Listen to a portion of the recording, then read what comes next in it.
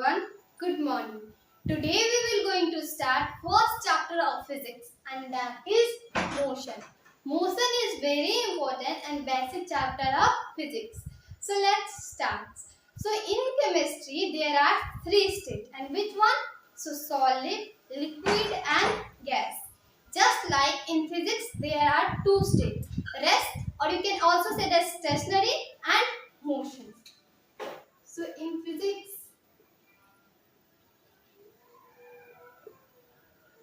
there are two states, rest, or you can also say that stationary and motion. Rest and motion, ये दो stage होते हैं physics में. कौन कौन से?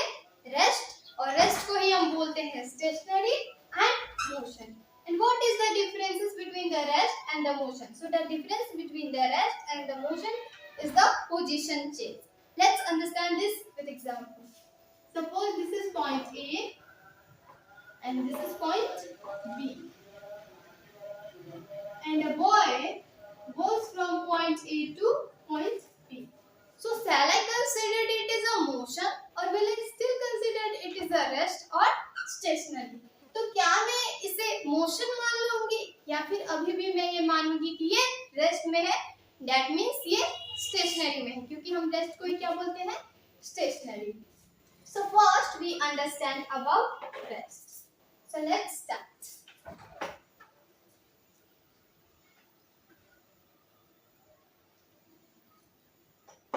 So rest. Rest means position is fixed. Rest means position is fixed.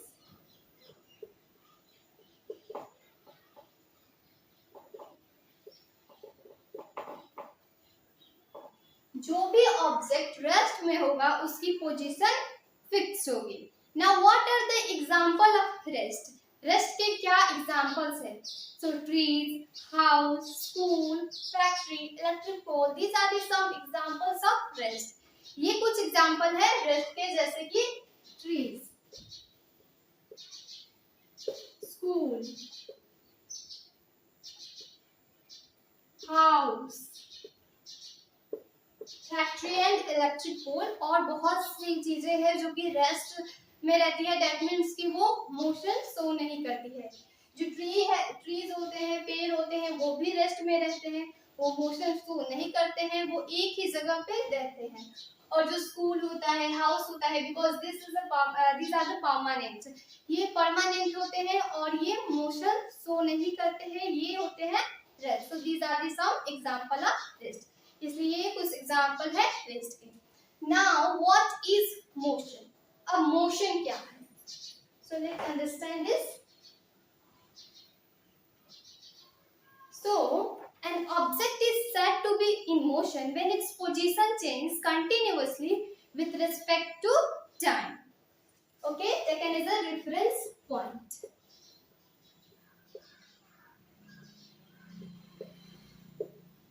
Reference point. And on the other hand, another definition of motion is the particle changes its position with respect to time. The particle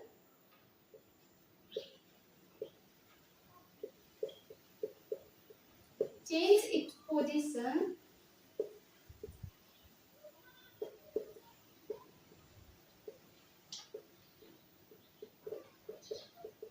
with respect to time.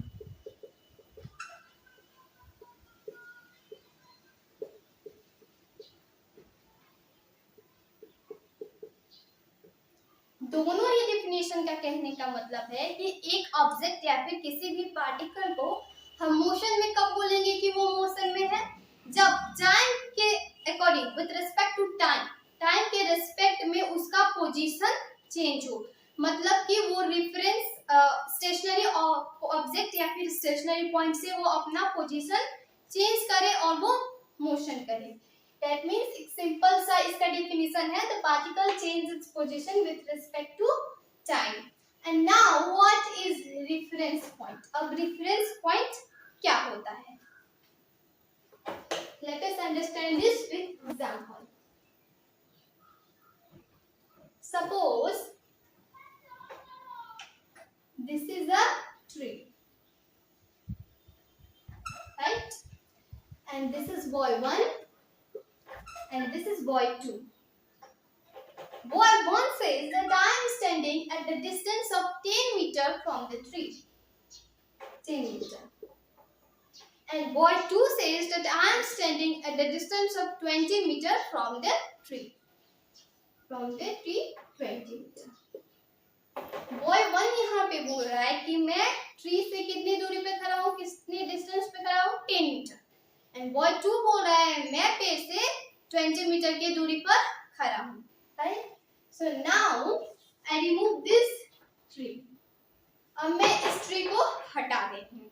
Now boy 1 says that I am standing at the distance of 10 meter and boy 2 says that I am standing at the distance of 20 meter. अब boy 1 बोल रहा है कि मैं 10 metre की दूरी पर खड़ा हूँ और बॉय 2 बोल रहा है मैं 20 मीटर की दूरी पे खड़ा हूँ. लेकिन किससे? यहाँ पे कोई रेफरेंस पॉइंट नहीं है. सो until I make a tree here, both of these statements are wrong. So here tree is a reference point. तो यहाँ पे जब तक कि मैं एक ट्री ना बना दूं या फिर कोई भी रेफरेंस पॉइंट ना बना दूं, तब तक इन दोनों के ही स्टेटमेंट्स रॉन्ग हैं. इन दोनों के ही स्टेटमेंट्स रॉन्ग है क्योंकि ये बोला है मैं 10 मीटर की दूरी पर खड़ा हूँ और ये 20 मीटर की, बट जबकि यहाँ पे कोई रेफरेंस पॉइंट ही नहीं है. Let us understand this with another example. There is assembly prayer in a school in which you are told to stand at one hand distance. जैसे कि स्कूल में असेंबली प्रेयर होता है जिसमें आपको बोला जाता है कि 1 हैंड डिस्टेंस पे खड़े रहने के लिए. So what do? You raise your hands on the soldiers who is a student in front of you and then attain your position. तो आप क्या करते हो? अपना हैंड रेज करते हो किसी दूसरे स्टूडेंट के सोल्जर्स पे, अपना हैंड रेज करते हो और फिर अपना पोजीशन अटेंड करते हो. Right. So suppose this is student 1 and this is student 2. Student 2 ने अपना हैंड student 1 के सोल्जर्स पे रेज किया and attain his position और अपने पोजीशन को अटेंड किया. Right. So here student 1 is reference point. यहाँ पे student 1 क्या है? reference point है. अगर student 1 नहीं होता तो यहाँ पे student 2 किससे अपना 1 hand distance अपना सोल्जर्स किसके सोल्जर्स पे अपना हैंड रेज करता और फिर कैसे वो अपना पोजीशन अटेंड करता. राइट. तो here student 1 is reference point. तो यहाँ पे जो स्टूडेंट 1 है वो रेफरेंस पॉइंट है. Right. Now understand about examples. Right. So suppose this is point A and this is point B and the cycle goes from point A to point B. एक point A है और एक point B है. और जो हमने reference point समझा ना, reference point जिसमें कि जो tree था वो reference point था and student 1 था वो भी reference point था. तो reference point को हम क्या बोलते हैं? origin. रेफरेंस पॉइंट को हम ओरिजिन भी बोलते हैं. Reference point is also known as origin. So this is point A and this is point B और and the cycle goes from point A to point.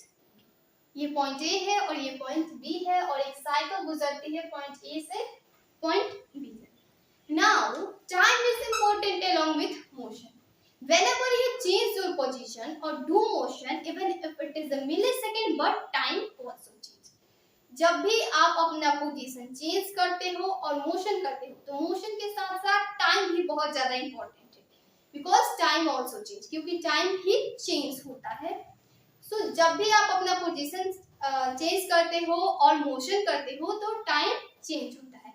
जैसे कि मैं अभी यहाँ पे खड़ी हूँ और मैं यहाँ पे आ गई तो यहाँ पे मिली सेकेंड का भी टाइम चेंज हुआ बट टाइम चेंज हुआ. अब फिर से मैंने अपना पोजीशन अटेंड कर लिया तो फिर भी टाइम चेंज हुआ. अब चाहे मिली सेकेंड का भी टाइम क्यों ना चेंज हुआ हो but time also change. Just like ये जो साइकिल है जब पॉइंट ए से पॉइंट बी पर गई तब इसने भी कुछ टाइम लिया होगा पॉइंट ए से point B. So cycle takes some time to reach point B. तो साइकिल ने क्या लिया, कुछ टाइम लिया पॉइंट बी। अब चाहे वो 10 मिनट लेती हो चाहे वो 20 मिनट लेती हो, because time depended on speed, time depended है स्पीड पर। अब साइकिल कितने के स्पीड से चल रही है इस पे ये डिपेंड है, राइट। वो स्लोली चल रही है तो थोड़ा ज्यादा टाइम लगेगा, वो फास्ट चल रही हो तो थोड़ा धीरे टाइम लगेगा, right. Now what are the examples of motion. अब मोशन के एग्जांपल्स क्या है? So flying birds, swimming fishes, rotating planets and bleeding vein. जैसे कि बर्ड्स है वो फ्लाई करती है स्काई में, राइट, वो भी मोशन शो करती है। जो फिशेस है वो स्विम करती है वाटर में, वो भी मोशन शो करती है। जो प्लैनेट्स होते हैं जैसे कि अर्थ और अदर प्लैनेट्स, वो सन के अराउंड रोटेट करते हैं ऑलवेज, तो वो भी क्या करते हैं, मोशन शो करते हैं। और जो ब्लड है जो कि हमारे बॉडी में ऑलवेज फ्लो होता रहता है, वो भी क्या करता है, मोशन शो करता है, right. So these are the some examples of motion. Let us understand this with example. Suppose this is point A and this is point B, and point A is a shop and a car goes from point A to point B. एक car जो है वो point A से point B तक जाती है. So the position of the car has changed. Car का position change हुआ है with respect to stationary point.